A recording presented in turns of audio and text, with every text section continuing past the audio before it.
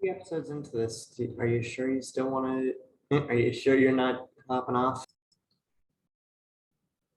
I dressed it, honey, last night. I had freaking emo makeup and dressed like a punk bitch for my for a freaking TikTok.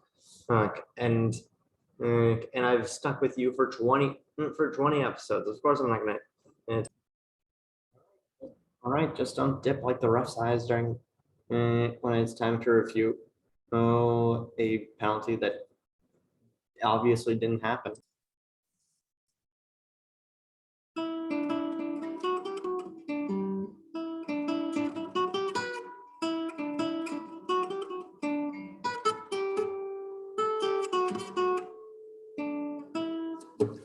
Bruins win 2-1 in overtime to on the road against the Chicago Blackhawks. Welcome back to Into the Den, everybody. I'm your host, Jocelyn Freeman. And this was a you ever have those you ever have those friggin' you ever get a test in school where it's a lot harder than you expect it to be, even though the test material is pathetically easy. Yeah, that was the even though like the material for it is supposed to be like pathetically easy, like hey, here's or rather like there's a really confusing word problem and the solution just ends up being really easy. Yeah, that was this game. This was the equivalent of like this was like the equivalent of like a fourth grade math problem, but with like a 15 step, well, with like a 47 step, uh, a 47 or 46 step freaking word problem. One for each save that Marc-Andre Fleury had. And can I just say, it got to a point where it was legitimately hard to determine whether the Bruins were just bad at finishing, whether the Bruins were just bad at finishing their finishing through and like following through with their shots and actually like trying to close out their chances, or if Marc-Andre Fleury was playing out of his goddamn mind. And I'll I'll show pictures of what the fuck. I'll show pictures of the fucking emo makeup look that I joked about earlier later. But I have to. What is it? Tonight also marked the 1000th game of Nick Foligno's career. Here, making him and Mike Foligno the second father-son duo in NHL history to have played 1,000 games each. The only other father-son duo to do so is Bobby and Brett Hull. Chicago, but this game played in Chicago, and to start the game, and instead of singing either the American or Canadian national anthem, they instead decided to play the. They instead had a choir to sing the Ukrainian national anthem, which very very, which very poignant and very good. I support Ukraine. Just fucking putting it out there. I support Ukraine. Fuck Putin. And yeah, war kind of sucks. But I'm not here to tell you about how bad war is. I'm here to tell you how bad some players' war is, even though I don't know how much war is really calculated in hockey. It's more of a baseball or frigging basketball or what I don't.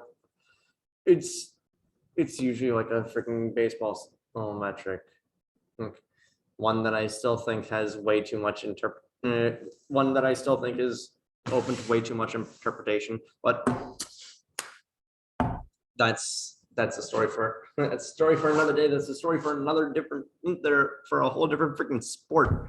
But this game also sort of emphasized the fact that like Jake DeBrusk,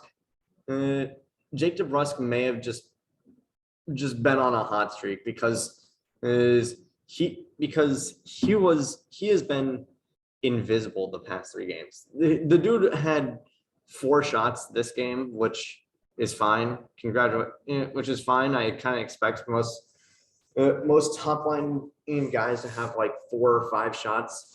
And I know Pasta himself had like 9 or something like that. Excuse me. But like I had not heard DeBrusk's name pretty much the entirety of the past 3 games, past 4 or so games. But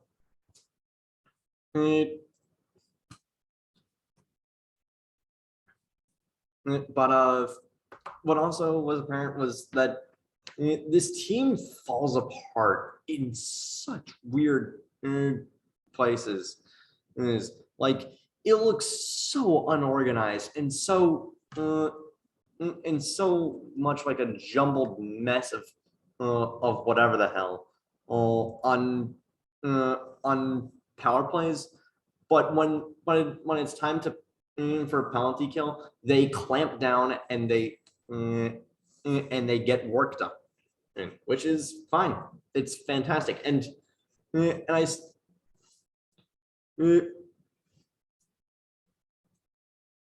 what is it? It was like deep into the 14th minute that the Bruins were out shooting the. It took the black. I gotta say for a Blackhawks team with such offensive firepower as Alex DeBrincat, Ryan Strome, Jonathan Taves, and Patrick Kane, the best American-born skater in NHL history. One of the best players of my generation, Patrick Kane. It took that team 35 minutes to finally record 10 shots. It took the Bruins less than like 9. And we also had a little bit of a hot mic moment of Seth Jones believing that icing should have been called on, I think, Connor Clifton or something like that. And then it wasn't, and it led to no. What a freaking, and then just unintelligible screaming. But back to the power play thing. The Bruins wasted so much power play, so many power play opportunities on this team. The Bruins wasted so many freaking chances. Like they had a Patrick Kane in high sticking gift to them. Didn't do shit with it. Fleury's stick flies out of his hand into behind the net, and no one and what happens? The defense pushes it out, and the Bruins just can't control it in the neutral zone. Hall and Pasta get a fantastic 2-on-1, and what happens? Hall shoots and it rebounds, and Pasta's too far up.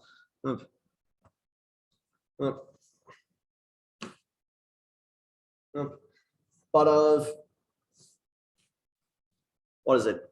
And again, it was around this time where I was starting to question, like, shit, are the Bruins just this bad at shooting the puck, or is Marc-Andre Fleury having one of the best games of his career, which this ended up being? His career high in saves is 47, and in this game he either tied it or was like one behind it with 46. Because the Bruins had so many freaking shots and so many opportunities, and they just could not freaking connect. Now, despite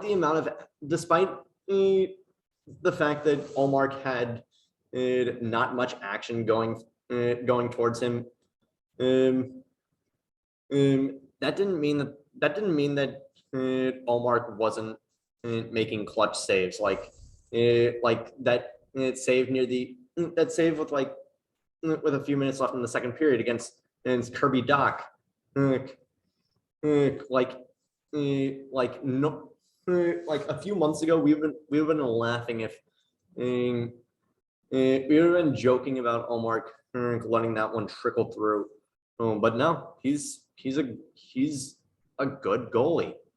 And then immediately Mike Riley decides to trip Brandon Hagel, which great.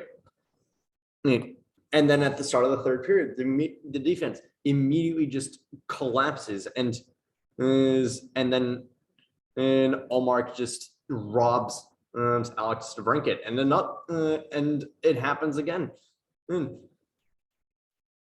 But we end up, but fear not, for Bergeron is here to set y'all's asses in line, and because Calvin DeHaan and decides to pretty much tabletop Curtis Lazar, and it takes the Bruins until the end of the penalty to like less than 10 seconds after the power play is over.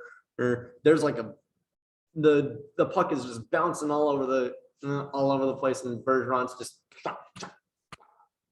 and he swats it in over Marc-Andre Fleury, and that ends up being the first goal in the game. Like 40 shots in. Congratulations. We can score once on 40 shots. Great. And then Hagel, and then Brandon Hagel, who honestly I think the Blackhawks would be smart to trade Brandon Hagel. If they want to make DeBrincat their franchise, they need to figure out whether they want to make DeBrincat or Hagel their guy. And sorry about that. Someone was just walking by. I'm not really in the most private of places because it is currently midnight, and I don't want to wake up my roommate. Anyway, Brandon Hagel, the Blackhawks need to decide if they want to have a franchise winger or a franchise defenseman. They either got to and get rid of one or the other. It's either got to be DeBrincat or rather it might even be like a franchise center or a franchise defenseman. They or maybe just say screw you all. We're gonna keep Kirby Doc and Brandon Hagel, maybe even Alex DeBrincat, and that's where you start and that's where you continue your rebuild. I still think that trading Adam Boqvist and those picks was so detrimental to the Blackhawks rebuild.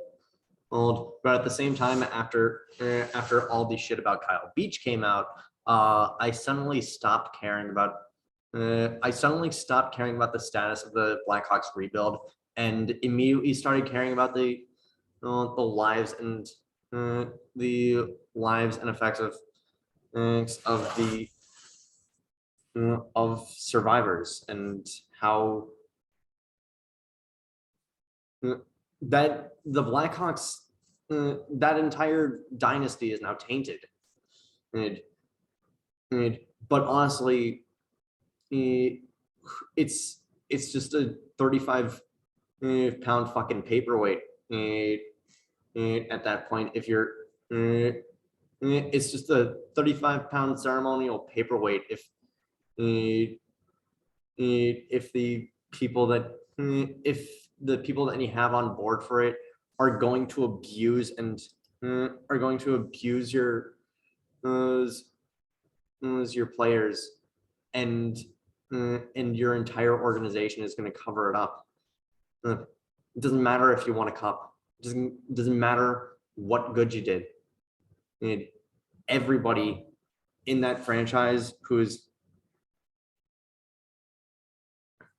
everyone who is in that franchise that was a part of that 2010 cup run is is a is an accept is either a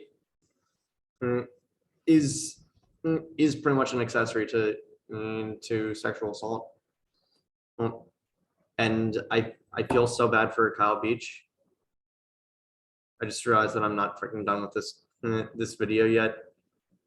But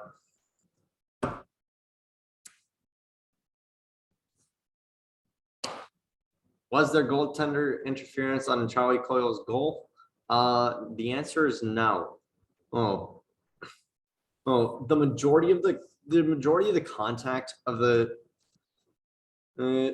majority of the contact on Fleury during Charlie Coyle's goal at like 4:45, if left in the third, was initiated by defenseman Ryan Spillman, and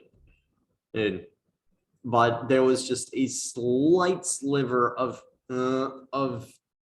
Craig Smith's knee just bumping into Marc-Andre Fleury, and I guess that screwed with his groove, and that ended up being enough to call that goaltender interference.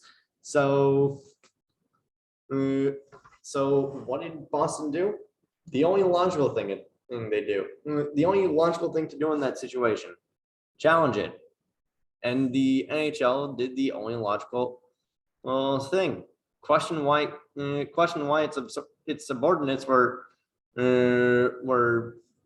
questioning the calls on the ice, and punished Boston with a penalty kill. Oh, like, no, we're not overturning this. There isn't a freaking goal. We're not gonna get pelted with trash because we just told the home team, no, you didn't. No, no, you're wrong. The away team scored. The away team that you've had a like 100-year-old rivalry with scored on you. Oh, but Bruins kill that penalty. Thank freaking Christ. And we're going to OT. And this might quite possibly be one of the biggest brain moves I have seen ever, where Pasta just fakes exiting the zone to and it draws the attention of both Patrick Kane and Alex DeBrincat to him, and then he passes it up to Taylor Hall, who acts like he's going to shoot it, and then he passes it over to a wide ass open Matt Grzelcyk, who puts the puck in on a bamboozled Fleury, and on a bamboozled Marc-Andre Fleury, and that ends up being the end of the game. Bruins win, and I'm happy, and I probably need to sleep. Frick.